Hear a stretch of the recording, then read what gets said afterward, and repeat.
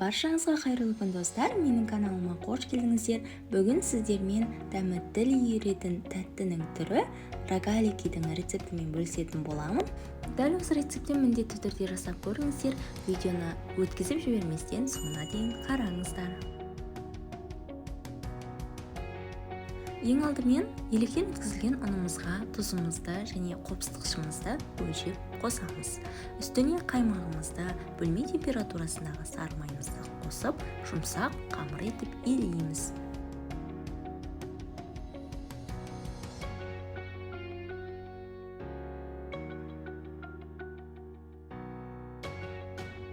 Міне біздің қамырымыз дайын болды. Осылай бетін салфанмен жауып 10 минут тындырамыз. Тынған қамырымызды жұқалап жайып аламыз.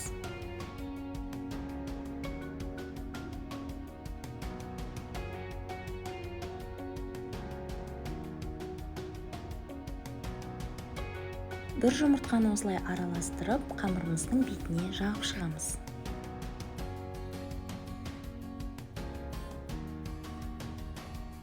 Үстіне қантымызды себеміз.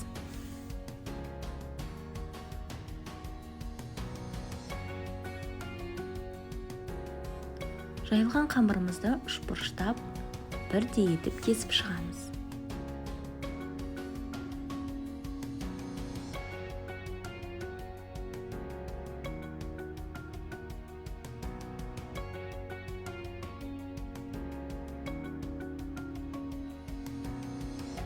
Кесілген қамырларымызды айналдыра отырып орап, рогаликилерімізді жасап шығамыз.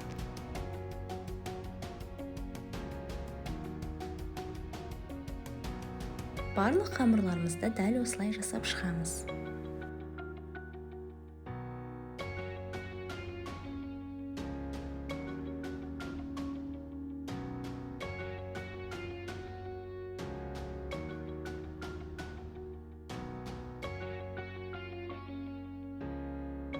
Алдын ала қызып тұрған пешімізде 180 градуста 25 минут пісіреміз.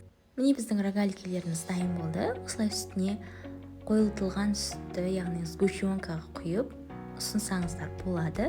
Өте дәмді болып шығады. Міндетті түрде жасап көріңіздер, жақындарыңызды қуантыңыздар. Сіздермен болған кәмшат. Егер видео ұнаса, лайк басып, комментарий жазып, менің каналыма тіркелуді ұмытпаңыздар.